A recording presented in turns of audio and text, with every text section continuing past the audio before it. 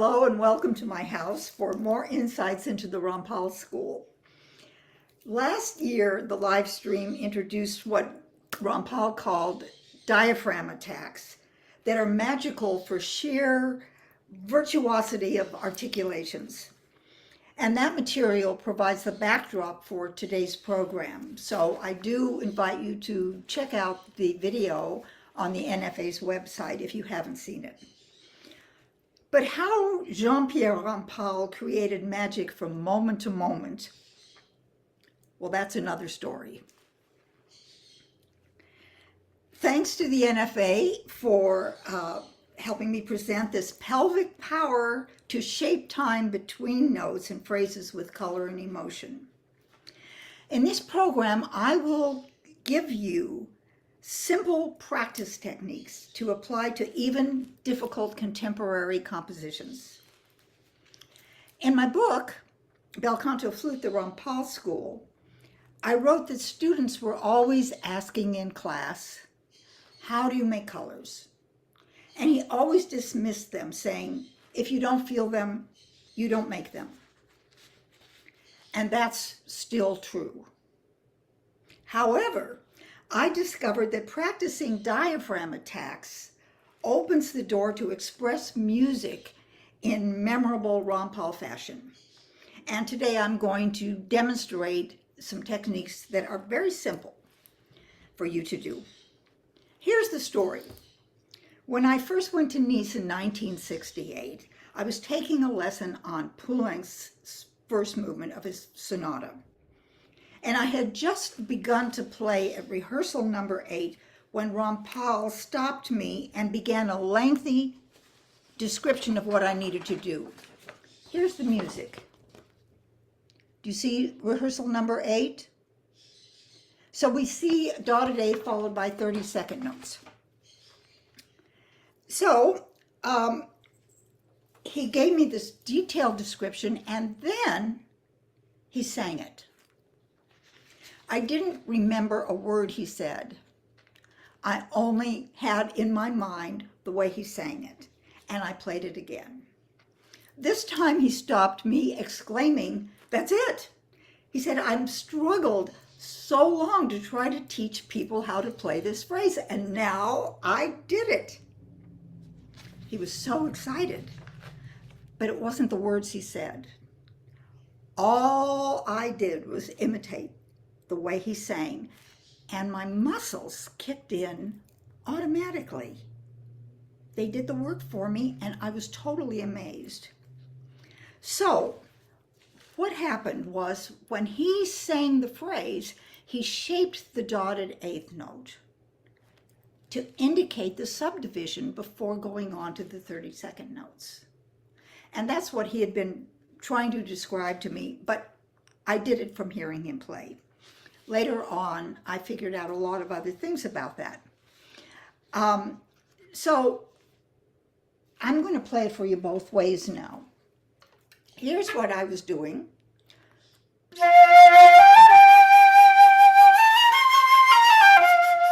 And here's what he did, how he sang it.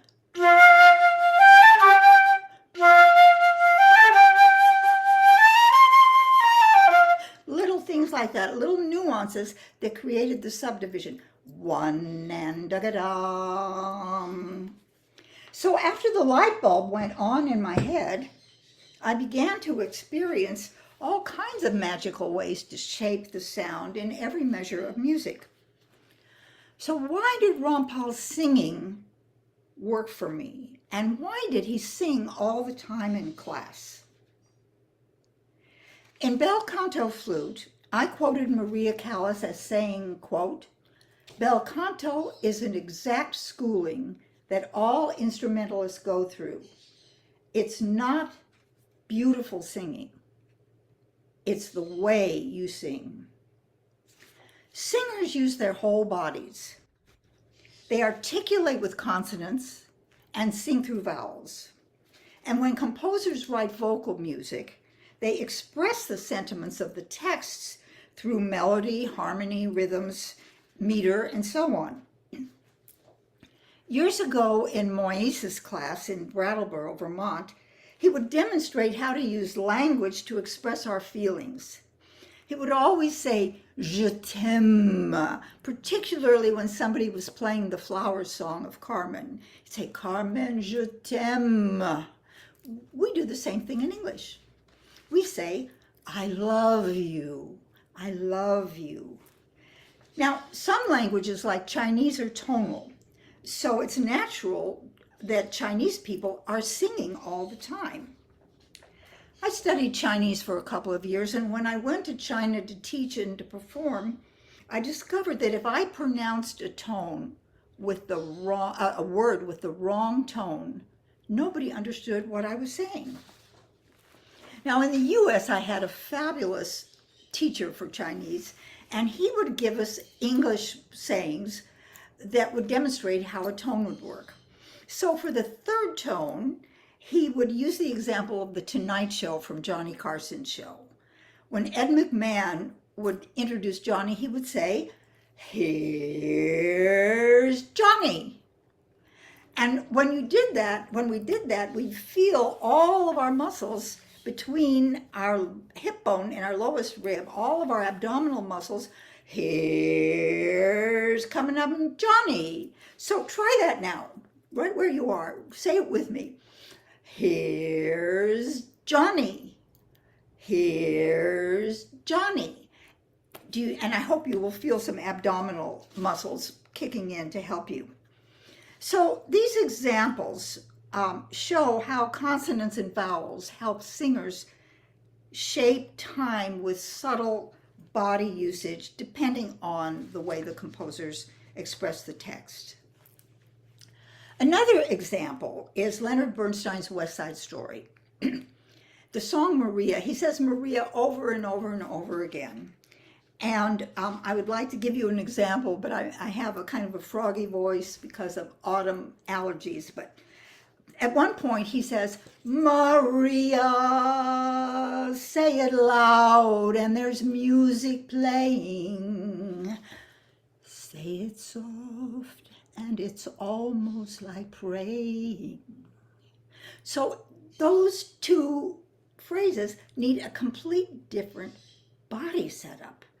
And those are the kinds of things that we do when we play contrasting passages in music with the Rampal School.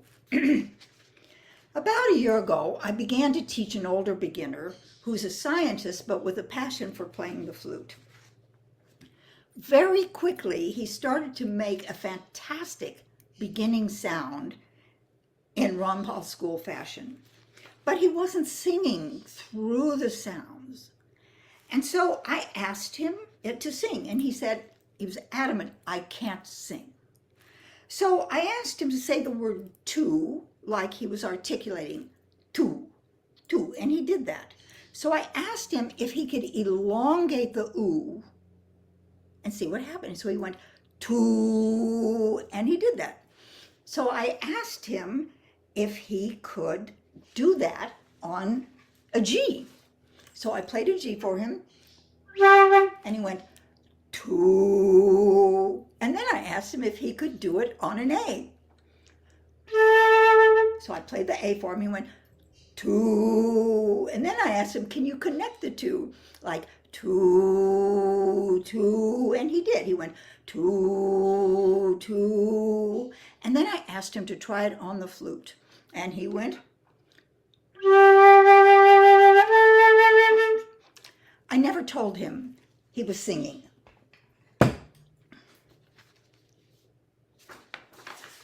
But when he played the two notes, thinking about the oohs in his mind, he did it automatically. In lessons, when he doesn't connect the notes, elongate the vowels, I just remind him to elongate the vowels. I don't tell him to sing, and he does a good job. Now let's see how pelvic power and diaphragm attacks facilitate phrasing. Like singers, the Rampal School's use of articulations require that we use our whole bodies as instruments. When Rampal would tell us to pull the sound out of the flute, We did this by initiating all of our abdominal muscles and with the diaphragm attacks. Now, this concept is very easy to accomplish. Think of other musicians who pull the sound out of their instruments. Violinists spend millions of dollars to buy the sound of a Stradivarius violin. And then they spend another fortune to buy a fabulous bow to pull the sound out of the violin. Pianists buy a piano for the sound.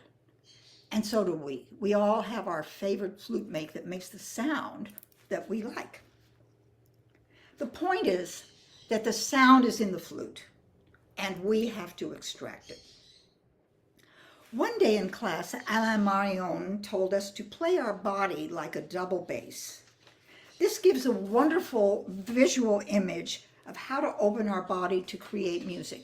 I'm going to stand up now and pretend I'm a double bass. So there I am, and here's my bow. And I feel my body opening up. You can try this too. Now, last year, I talked about in class that Marion also told us that as babies, we learn to walk by seeing where we want to be. If I carry this one step further, once we train our bodies to stand, then we learn to walk.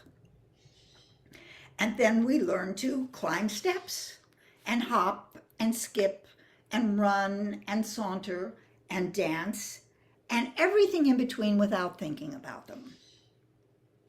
And if we want to, technically speaking, with enough practice, we can build them up to become a Simone Biles type gymnast, or a Baryshnikov dancer, or a Jean-Pierre Rampal flutist.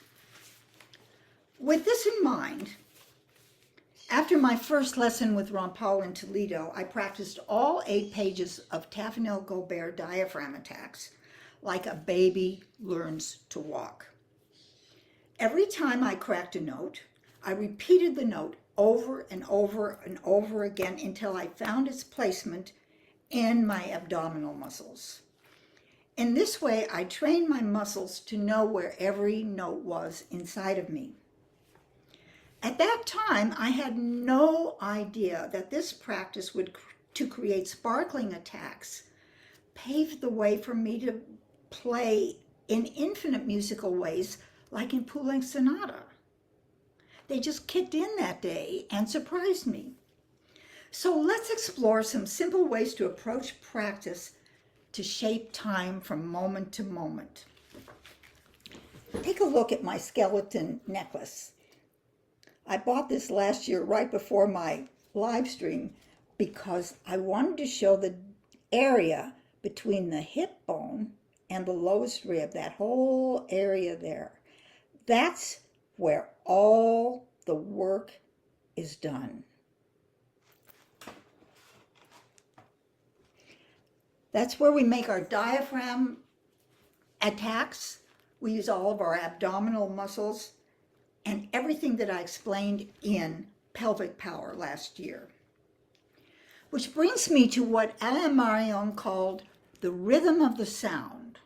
He talked about it all the time, the rhythm of the sound, the rhythm of the sound. And we're going to do it combined with rhythmical articulation. So by the rhythm of the sound, Alain Marion meant to subdivide, but not simply by counting. Rather, he used subdivision to shape the sound from beat to beat in rhythmical context. Together, they paved the way to create colorful phrases. Now, using Moïse de la Sonorité as an example, I think everybody knows the book. I have a copy of the page, but it starts off with beat 4 going to beat 1. And Moïse tells us to, in his text, to sustain, he wants us to match tone qualities from note to note.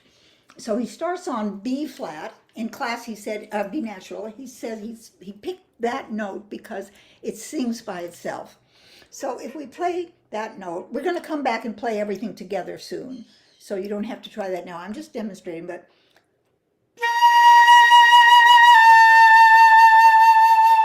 that's matching the tone. And if we do that from B all the way down to low C, we know that our tone quality has changed by the time we land on the low note. However, we don't know when it happened. It's so gradual. Now, with the Rampal school, Moïse goes on another step further, saying, after you match the tones side by side, then try them with expression. And then he says, now try them with nuances. And that's what the Rampal school does all the time. It subdivides to create nuances. And that's what Marion meant by the rhythm of the sound.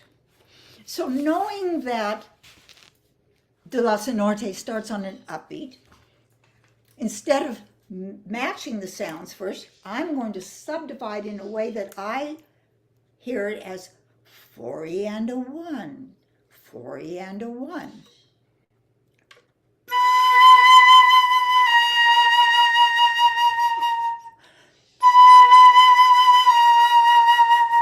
Now, I could also add words to that. I could say something like Colorado sky, or Allegheny moon, or January snow. And in this way, I've got consonants and vowels.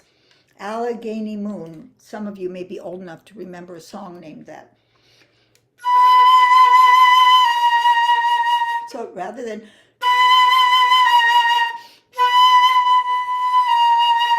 this begins to open the door to ways to shape sound.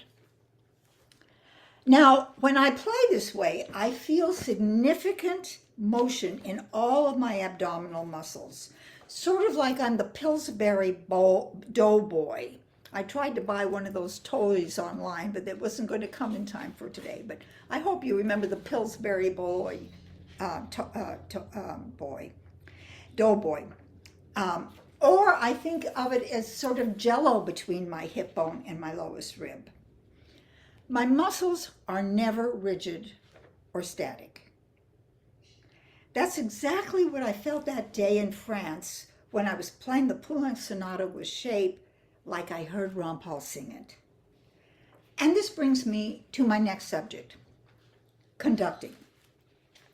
Rampal often conducted in class, guiding students to phrase accordingly. Whatever the student was playing, he was conducting. Now, watch me conduct in 4/4 time.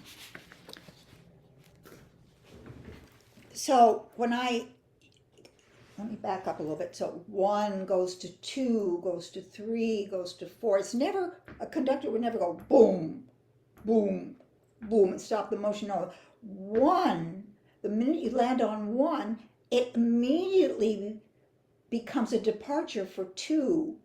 And that's how all the gestures work. 1 to 2 to 3 to 4. Now, I could subdivide that. I could think 1 and 2 and 3 and 4 and. Or 1E and a 2E and a 3E and a 4E and. Or 1 triplet, 2 triplet. Each one requires a slightly different motion, and this is how conductors use time, but conduct through the time to express the emotion of whatever music they're trying to do. If I start on a different beat, for example, if the piece starts on like 4 to 1, I might think in my mind 1, 2, 3, 4E and a 1. 4E and a 1, or if I start on 2, 2E and a 3, 4, or 2 to 4, 1, 2, 4, like that. So you see, every conductor shows us how to use time. And if we've been playing in a band or an orchestra our whole lives, we already know how to shape time, but we're transferring that to the flute now. So in your homes, you can experiment with different ways to conduct different parts of the beat from moment to moment, and eventually imagine that you have to conduct the Rite of Spring, for example. There are limitless ways to conduct, depending on tempo, style of music, or musical line, just like we have to play. Now, I want to talk about the Altesse complete method for flute that Rampal and Marion called the Flutist Bible. They said, if you can play everything in the complete method, you can play anything. And they did. So here is an example of the music. Here is lesson 1. See my little arrow? And right away, the student hears a beautiful sound from the teacher by example in the bottom voice. Rampal said he didn't take formal lessons from his father. They just played duets. And Rampal, father, Joseph, started everybody with Altesse. It's interesting to me that when I started flute lessons, Albert Tipton told me to buy the Altesse method. And so it was probably the way that Kincaid taught all of his students as well. So here we have whole notes. But right away we see form with 8-bar phrases. So right away the student is hearing a good sound and is learning something about melody, because it has nice melodies, and form. Now let's take a look at, that's the theme of lesson 1. And here's the first variation in lesson 1. Right away, the student is learning to subdivide. The teacher is still playing the whole note on the bottom, and the student is 1, and it's in cut time, 1, 2. He's learning upbeats and downbeats, unbeats and downbeats. Now let's take a look at variation 2. And here it adds the rest. So it's 1, 2. The student learns immediately that it's a weaker beat. 1, 2, 1, 2, and so on. Now, let's take a look at lesson 3. I mean, we're talking about the very beginning of Altesse Volume 1. Look what we have here.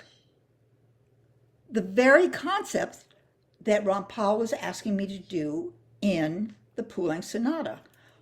1 and 2, and showing the beat with a nuance to come in so that the audience knows where the beat is. So it's 1, and they hear the beat with the lift, and boo, ba, bum.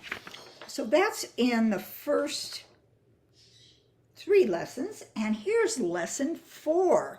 This is even more interesting. This is in lesson 4. They're learning how to apply 1 and 2 and 3, 1 and 2 and 3. So this is what rhythmical articulation is, showing where the beats are depending on the rhythm, and we'll come back to this and try it later together. Now, we know this. You might think, well, I know that an upbeat is weaker than a downbeat, but how often do we do it? A lot of times we fail to observe it. Sometimes in master classes or flute courses that I've taught, I've had to ask students to stop beating time, because instead of playing 4-4, they're playing 1-1. They're thinking like Boom, boom, boom, boom. So that's 1-1. That's not 4-4. And what happens is every time they make this gesture, a little puff of air comes out of the flute by breaking the middle of their body. And then they have to regroup the posture in order to take a breath. Once I attended a performance of Bach's Magnificat around Christmas time, and the orchestra was playing beautifully all what the conductor was doing, but the flutist was beating every single beat. I had to close my eyes so I could hear the music that was going on. And the flutist probably had a lot of potential, but she was sabotaging herself by beating time in ways that did not support what was going on in the musical phrase. Now, it's equally harmful to tell a student not to move, because then they get stiff like a dead tree and energy can't flow through the body. But with singing, with subdividing, and images of conducting, they give us ideas of way to keep the body alive. Now, let's get to work together to find different ways to nourish the sound. So get your flutes handy, and if you want to show your video, we can try some things together. So now, here's Moïse's de la Sonorité, and let's play it together to match tones. The first step he says, so we're just going to subdivide, not with the rhythm of the sound like Mario talked, but just subdivide to keep it steady. So let me see you put your flutes up at your mouths if you have them handy.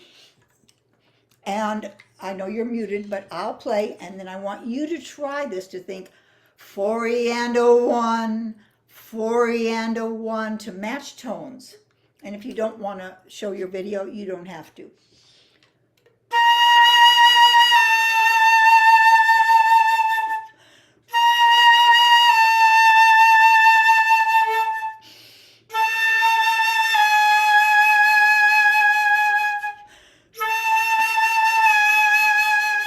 This is matching tones. Now the next step in Moïse's page, where the next arrow is, he starts on the downbeat with 2/4 and a half note. So this requires a different gesture. The first one is an upbeat gesture,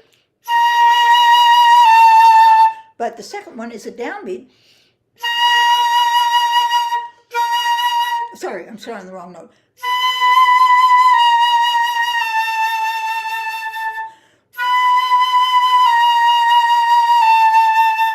We can still get the idea of upbeats and downbeats that way by starting on beat 4 once and beat 1. Now the next one has 4 quarter notes followed by the half note. So let's try that now, matching the tones.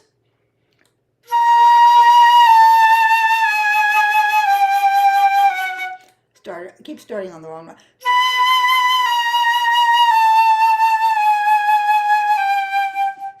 And if I go faster,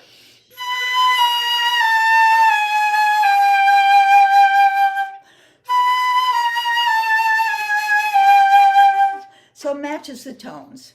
Now, if we do that, like we're playing in the Rampal school, we can shape the tone between the first beat 4 and beat 1 with all of our abdominal muscles.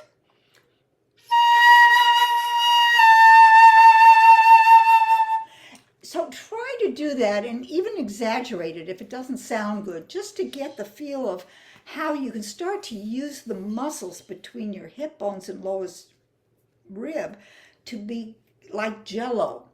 And later on, you can train it to do whatever you want. This is just a beginning, like a baby learns to walk.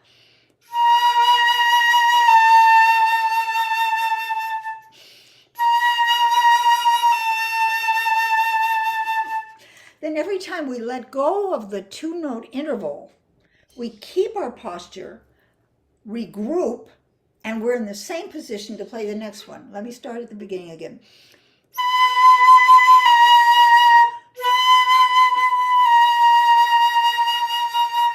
Let go.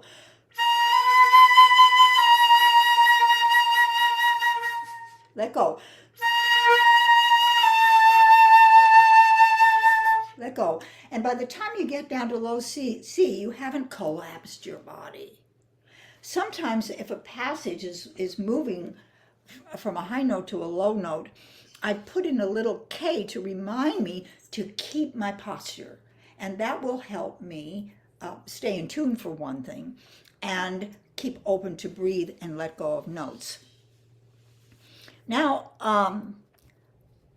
so now we've figured out how to use the Rampal school to shape the tone from 4 to 1. Let's try going from 1 to 2. Here's 4 to 1.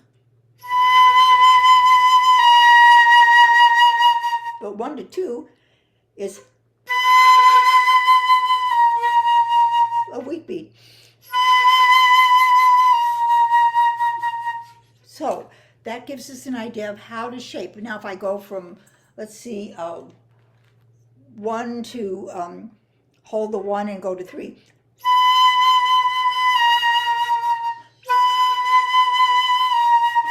1, 2, 3, 4. 1, 2, 3, 4.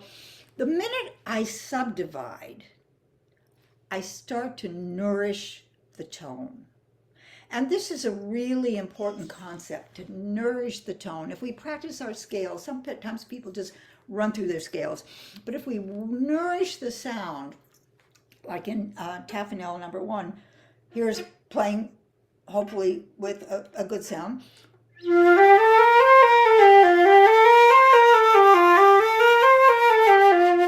But if I think of nourishing the sound,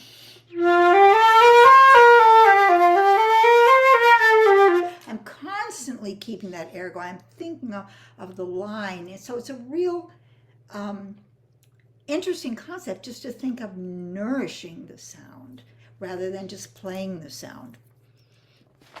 So now let's turn to back to the Altez method, and let's try a little bit of the theme together. So it's just simply G, A, G, E, da, da, da. And we're going to play it in cut time, and I'll play the bottom notes. How's that? So we're going to play like this. 1, 2, 1, 2, 1, 2, 1, 2, 1, 2, and I'll play the bottom note, the teacher.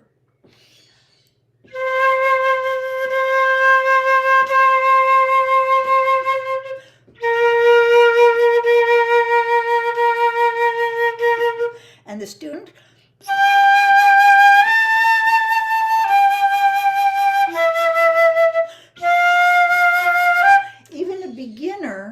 Can maybe not play with a professional sound and motion like that, but they get the idea of how the melody has shape, and then the breath shows the middle of the phrase. So they're learning tone and form right off the bat. Now, let's try together the first variation, which is the half notes. So the teacher continues playing 1, 2, and the student goes. Let's try that now. You try playing the second, I'll play it with you, the variation 1 in the inflection of a strong beat going to a weaker beat. Ready?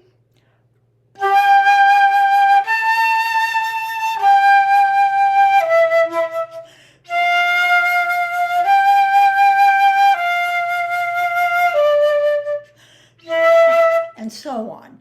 I'm already shaping the time between the downbeat and how to get to beat 2. And I teach this to beginners, and they do it very well. Now, let's look at the third one, which is really interesting. The teacher plays the bottom note, and the student has to come in on beat 2. So sometimes in my own practice, I will play both parts. I'll play.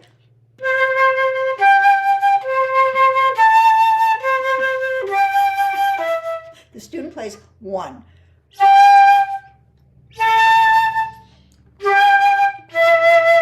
This is rhythmical articulation. A downbeat sounds like a downbeat, an upbeat sounds like an upbeat, and everything in between sounds like wherever it is. So with the teacher, student.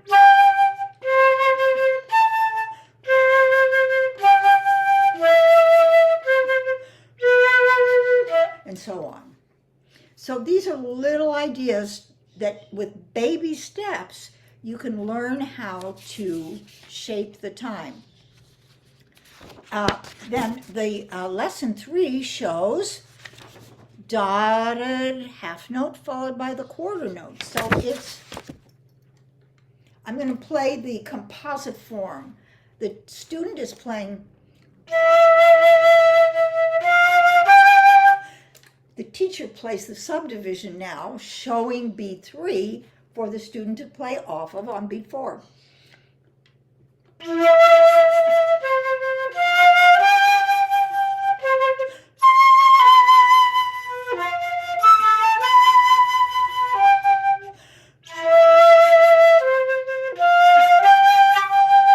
And so on. I practice these. I warm up on Altez every day for maybe 15 or 20 minutes playing some of the early lessons in Altez. Now let's look at the last example there. And it has the in 3/4 time with that same little Poulenc sonata idea.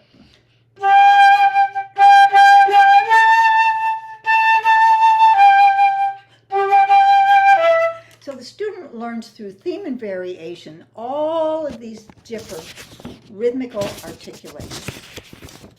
Now, I want to go on to some repertoire so we can get the idea how this works with music. And we started a little bit late, so I hope you don't mind going a little bit over time. So now I want to look at a moment of Handel Sonata in A minor, the Howlands Sonata number 1. And I chose this because it's mostly stepwise. In bel canto flute, the Rampal school, I started off with stepwise music to train the body to make shape and color with scale passages. And then I moved on to thirds and larger intervals to help train all the muscles to do some of the things we have to do in difficult repertoire. But this one, I'm going to shape the note. Look here, I wrote a little red squiggly line to show you where I'm going to shape the note going from beat 1 to beat 2, and then you see the little V over the tied note at the end of the second measure.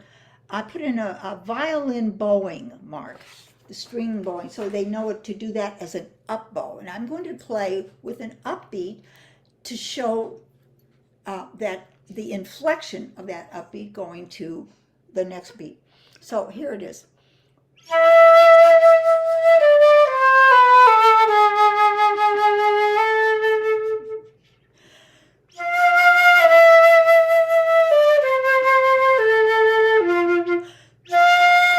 Notice how I show that upbeat there, that pickup. 1.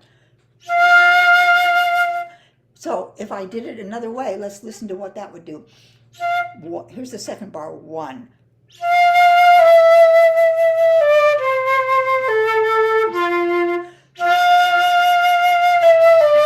That's a downbeat, you see? So I have the ability to go.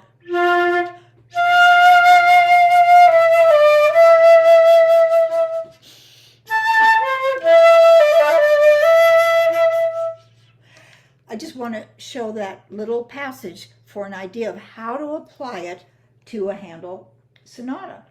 A simple piece, but beautiful. Now, I want to show it briefly in Blavet Sonata that we have larger intervals and a big skip on the and of one, big octave skip on the and of one. Now, here's, I'm going to leave out the low note, and here's downbeat. Sorry. Second beat is, so here's a pickup. I'm showing the and of one, but I have to go then to two.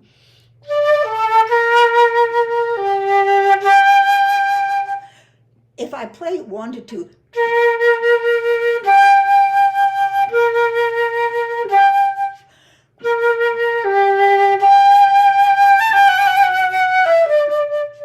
these are ways to use the rhythmical articulation with all of the abdominal muscles.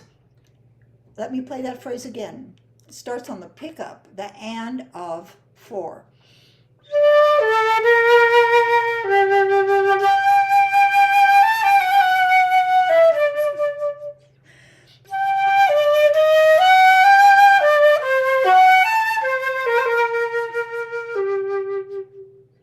And so on.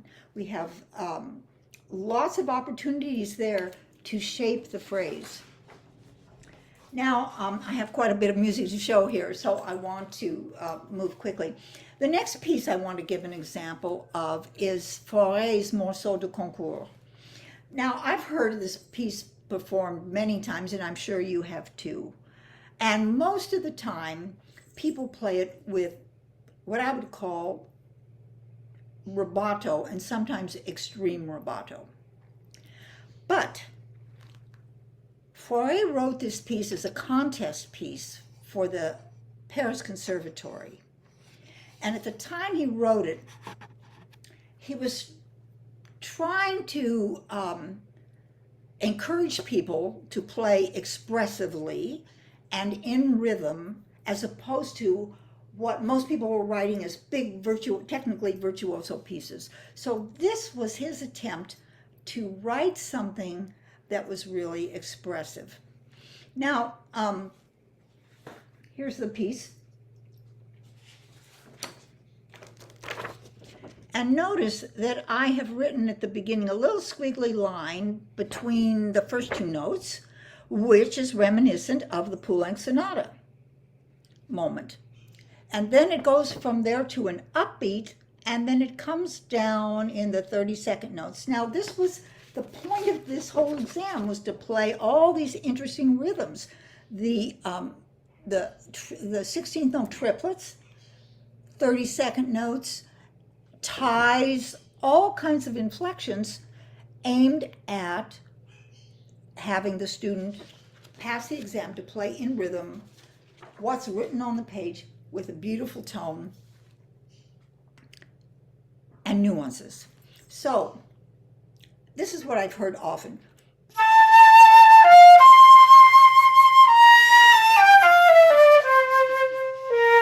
All kinds of little holding notes, extra long, to be expressive.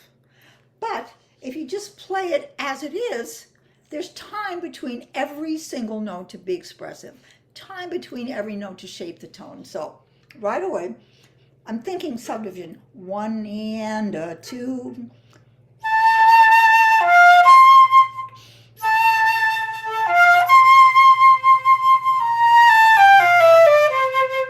Now, when I decided I was going to try to perform this piece, and I found that when I taped my practice and listened back, that it wasn't so easy to play it in rhythm.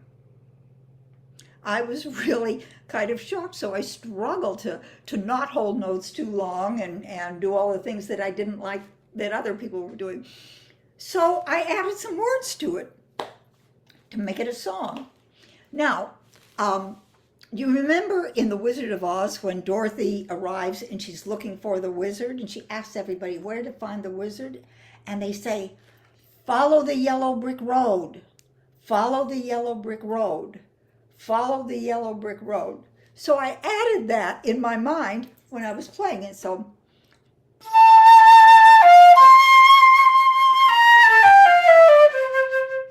again.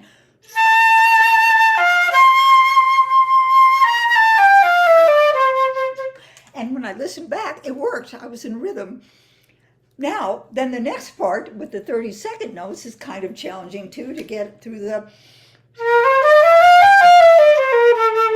I can play it in rhythm now because at that time when I couldn't, I added words to it. Now, some of you may know that I taught at the University of Alabama for many years, lived in Tuscaloosa, Alabama. So I sang it, 1 and a 2 and a, follow the yellow brick road. I used to live in Tuscaloosa, Alabama. And when I said I used to live in Tuscaloosa, Alabama, right away I could play it.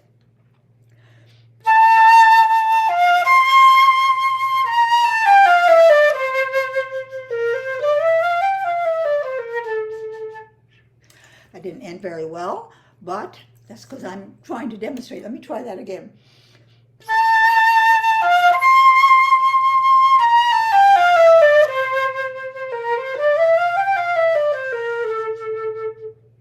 And I land on an upbeat, and so on. And I did that all the way through the piece initially, and now I just kind of play it in rhythm automatically, and it's not difficult. But again, it's the consonants and the vowels that make it work. Okay, now I want to show you the Hindemith Sonata, which is one of my all-time favorite pieces of music. I think it's one of the great pieces of the 20th century. Now, I've circled some things to point out to you. This is typical of Hindemith's writing. Notice the first circle, that's the theme. Bum, ba, ba, bum. The piano has already started that way. The piano plays a long 4-bar. Dum, ba, da, da, and then the flutist comes in. 1, 2, and 3, 4, and 1. And look what he does in the second line. He has, it comes in now on the and of 2. Ba, da, da, da. Here's an opportunity. You have to play it completely different from the first time. Now on page 2, look at some more. At number 5, top of the page, he's got a dotted half note. 2/8 and a dotted half note.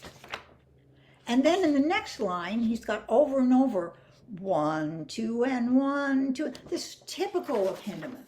And we have to find a way to play that to show the rhythmical articulation. We have to play the downbeats, the upbeats, the ands, and whatever. So let me demonstrate that a little bit.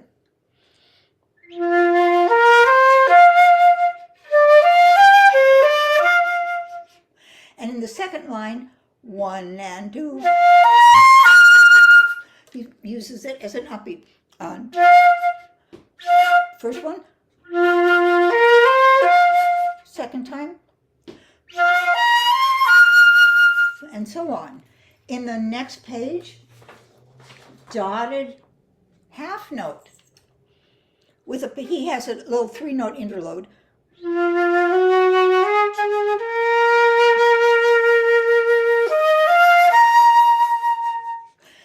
We have to find a new way to play that with different inflections. And the line later with all the quarters and the 8th notes.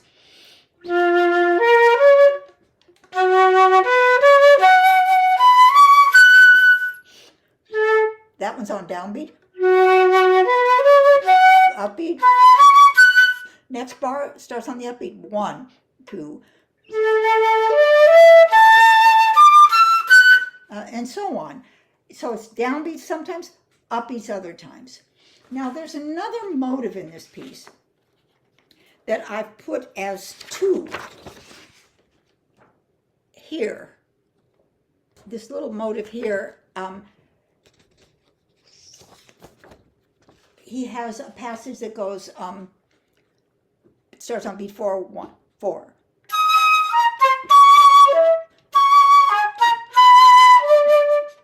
That motive we want to start on the upbeat, but what makes this one particularly interesting is that he has an accent on the upbeat. And when flutists see accents, they smash into them like downbeats. So if we do that,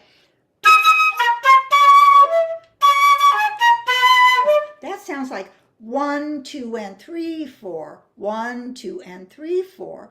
But it's 1, 2, 3, 4, 4, 1 and 2, 4, 1 and 2. So we have to start on an upbeat accent, which is very different from I was teaching this sonata once. I had a fine pianist in the room. She was getting her doctorate, and she had her master's from the University of Texas, and she was playing the piano, and she was playing downbeat accents all the time. And I said to her, Pam, you've got to play an upbeat accent there. She had no idea what I was talking about. So I had to explain it quite a bit, and when I finished, she said, that's really picky. But that's what's written. And Hindemith uses it all the time. He uses that upbeat accent there on beat 4. 1, 2, 3. It goes to a downbeat. And then later on, the next line, he has a similar thing. Let me show you this one. With the pickups. Those are upbeat accents as well. So, upbeat accent, going to the downbeat.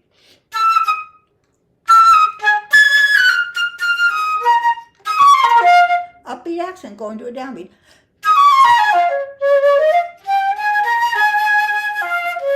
And so on. All right, now let's see. There's one more thing I want to talk about the Hindemith Sonata, and that is the very end of it. It's the same thing. The big note is on beat 2. So he ends it. That's the downbeat. Come up with an upbeat, not. And in this way, it's expressive dotted half note where you can nourish the sound. Now, I have one final piece that I want to show you. I was thinking, what contemporary piece can I use to demonstrate the things I'm talking about? I've played a lot of contemporary music in my life, and I dearly love it. Finally, I decided to use the first one, density 21.5. So here's the music. I've circled some things that I'm going to talk about. The first thing is, do you see the star? I've got a star here and a star and so on. Those stars indicate the pitches. So he starts off, Varese starts off on an F. And then he has a passing tone of an F sharp on the end of 1. And then on beat 3, in the second bar, he goes from F to.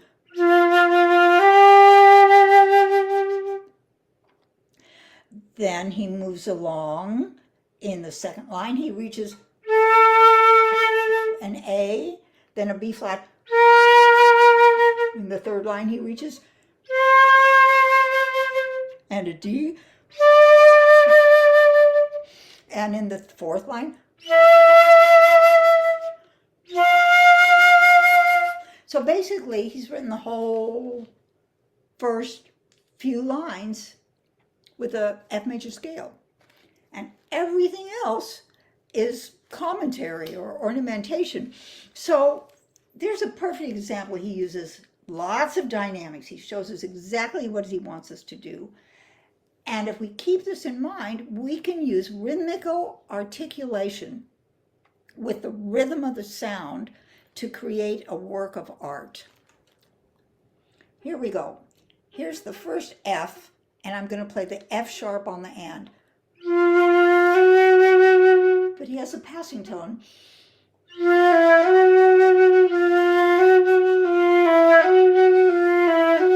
And so on. Then a crescendo. crescendo before going on into the second bar. I wish I had printed out a couple of these so that I could play it and you could see it, but you see how complicated the rhythms are. He's got ties all over the place, dynamics and so on.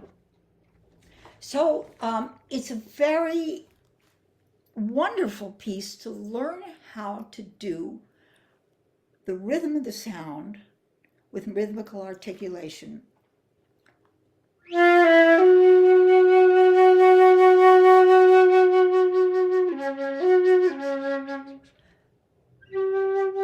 Piano upbeat.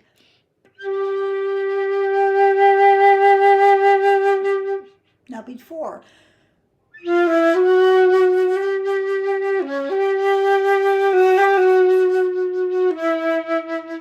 This is an 8th note followed by a dotted quarter. 1 and 2 and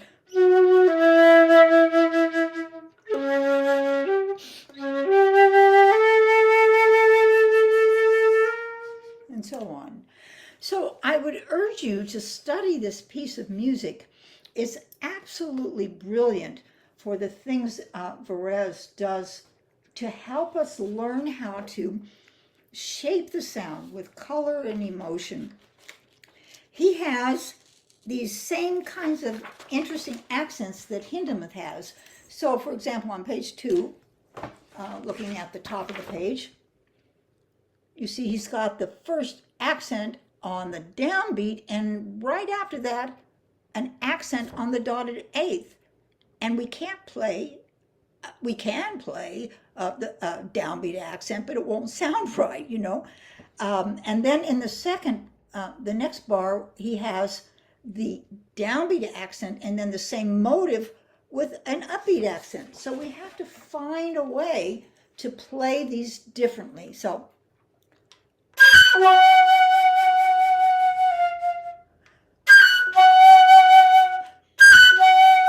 that way we get the upbeat accent. Without it, I mean, if we go,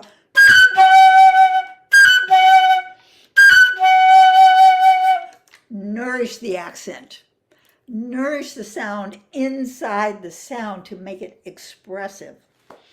And the second thing after that, in the second line, notice the little circled place I have. He has this is on beat 2, but he's got accents on the downbeat 16th note and the upbeat dotted 8th note. Now, and so on. So we see these motives all the time going through all the music, and it's possible to play everything that's written on the printed page and be expressive, but at the same time, you can play everything on the printed page and be boring. So I want to tell you a little story. I was leaving a concert one day, walking out the door next to another musician friend. We had just heard the same concert, and the other musician said to me that the performer had just played everything that was on the page, but it was completely boring. So it's possible to play all the rhythms and everything, but with the abdominal muscles, we can nourish the sound in lines with beats and rhythms and shape the music. Now, Alain Marion became the flutist with IRCAM, the French Association for Contemporary Music. And he taught us that he always approached contemporary music the same way that he taught Bach and everything. It was always expressive. And he received a letter from Barrio one day telling him that he had heard his sequenza for the first time the way he intended it when he heard Alain play it. So these are little ideas for you to think about when you're practicing. Now I'm going to open this up to questions in a minute, but I want to conclude the program by saying that we've talked about and experienced simple ways to shape time between notes with color and variety. To close, I want to go back to something I said at the beginning. When students asked Rampal, how do you make colors? And he said, if you don't feel them, you don't make them. That was true.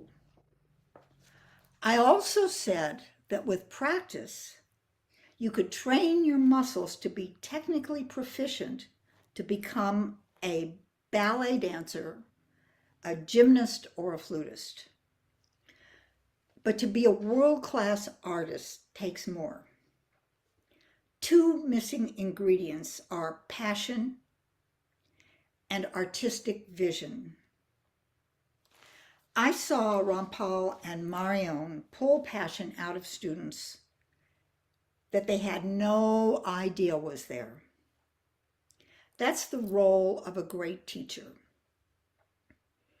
In the arts, the teacher's role is to see what's inside a student and show them how to manifest it.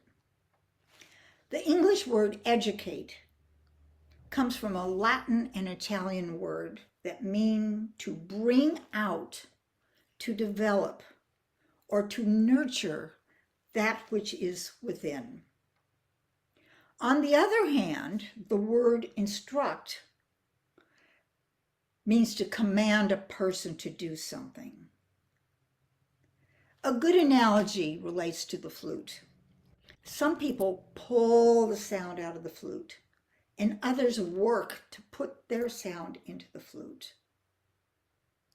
So there are these two sides of the coin. The Rampal school pulls the sound out and can then use the rhythm of the sound and rhythmical articulation to shape music from moment to moment. Every day, I open myself up to the possibilities of learning and growing as a musician and as a person in the world community. That's who we are. So, in the words of Leonard Bernstein, I'd like to leave you with his words, quote, "It is the artists of the world, the feelers and the thinkers who will ultimately save us. Those who can articulate, educate, defy, insist, sing, and shout out the big dreams." So I'll leave you with that idea for today. And thank you for coming to this program, and many thanks to the National Flute Association for all the opportunities they continue to give us to grow as artists and as human beings. Now, if anybody has any questions, if there's time. Thanks so much, Sheryl. So yeah, we have a couple of minutes for questions, and our volunteer Jet is going to help with any of those that we need help with. So thanks to all the community for answering some of the reference questions along the way, which has been extremely helpful. So thank you for that. So if you have a question now that you'd like to ask Sheryl, that would be wonderful. Hey, Sheryl. Yes, hi. Hear me? Mm-hmm. Can you hear me okay? I can hear you just fine. I'm really glad. I'm actually jazzed up that you brought out the Hindemith Sonata. My piano friend and I have been working on it for well over a year, and every time we play it, we get more excited about the thing. But I'm wondering, I understand all the suggestions that you gave for us as flute players, but what about the collaboration, the pianist? What kind of suggestions could I give her to enrich that collaborative effort between the flute and the piano? Because it's all over the place in that sonata. It is. And, I've worked with pianists in my studio my whole life and in touring. I taught the pianists as the flute teacher how to play their part. And many of the really terrific pianists afterwards said they learned more about playing with other people in chamber music from the flute lessons with me, because I talk about this. I talk about rhythmical articulation. If they're not playing a downbeat, or an upbeat, I point it out to them. And I have them try it with the flutists and show the differences. So yes, that's one of the things that we have to do. Now, I have to tell you that one weekend I was on tour in South America, and I played the Hindemith Sonata 3 days in a row with 3 different pianists in different towns. And they were all pretty good pianists, but some were better than others.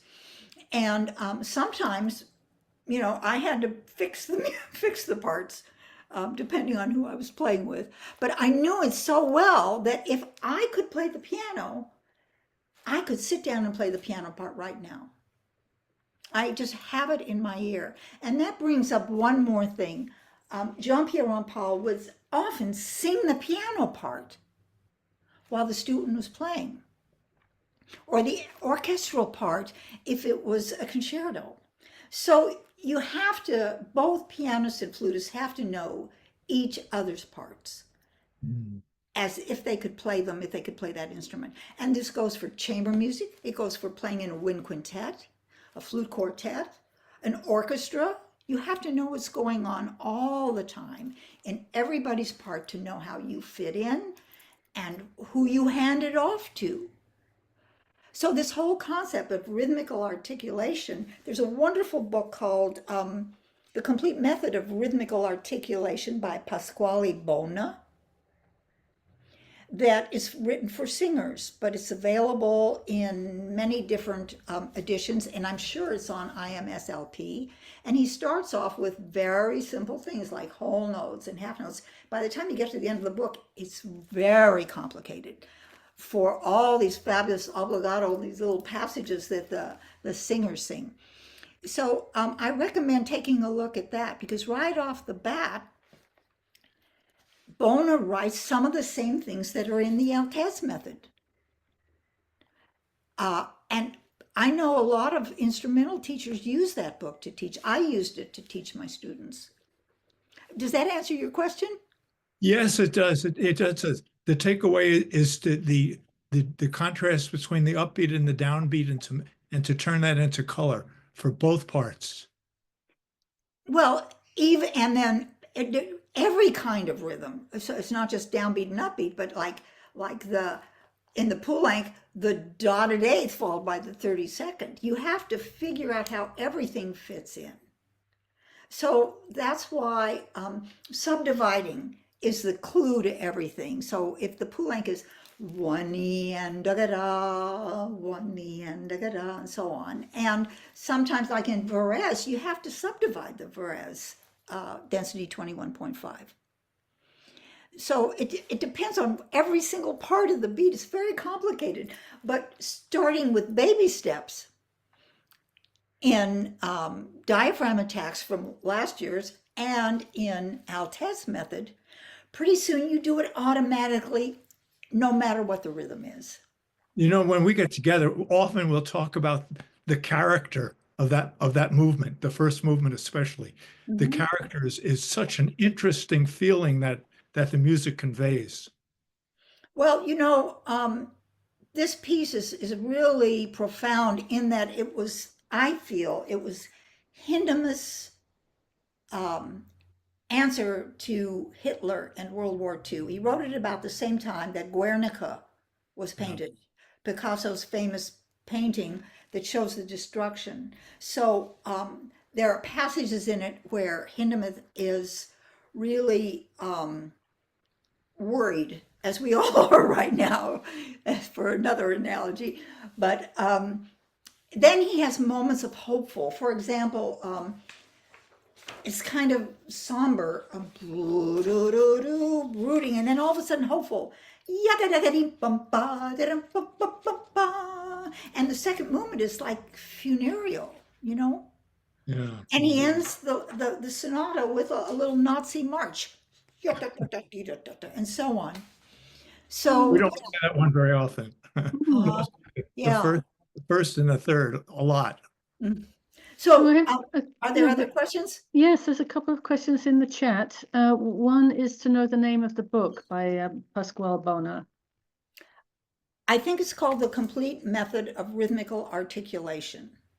But if you look it up on, I mean, he was Italian, so it's in Italian. I have copies of it around here somewhere, but I don't know that I can put my finger on it right now. But if you look up Pasquale Bona on IMSLP, and I have told students this, you can find something that talks about rhythmical articulation. And I have one other question in the chat, which is, did Rampal teach with solfege? Well, that's a whole nother subject because children, little 5-year-olds, are taught solfege. And so in Europe, in France, other countries, they start using solfege from the very, very beginning. And they are geniuses of it. I would hear Jean-Pierre and Alain Marion solfege whole passages. Like one day Marion was going, what are you doing? And I said, what are you doing? He said, if you can solfege it, you can play it. We don't start till we're in college. And it's too late to really catch up with the what Europeans have done since they were practically babies. So yes, the answer is solfege. Yes, yes, yes. Well, so I don't have any more questions in the chat feed. So I think with that, we're going to say thank you so much, Sheryl, for a very wonderful session and for everyone for joining us today. And I hope you'll check our schedule and see what other great events are coming up, and that all your people know that this will be online on our YouTube channel by the end of the week. And thank you, Sheryl, again for a terrific, wonderful session. Thank you so much.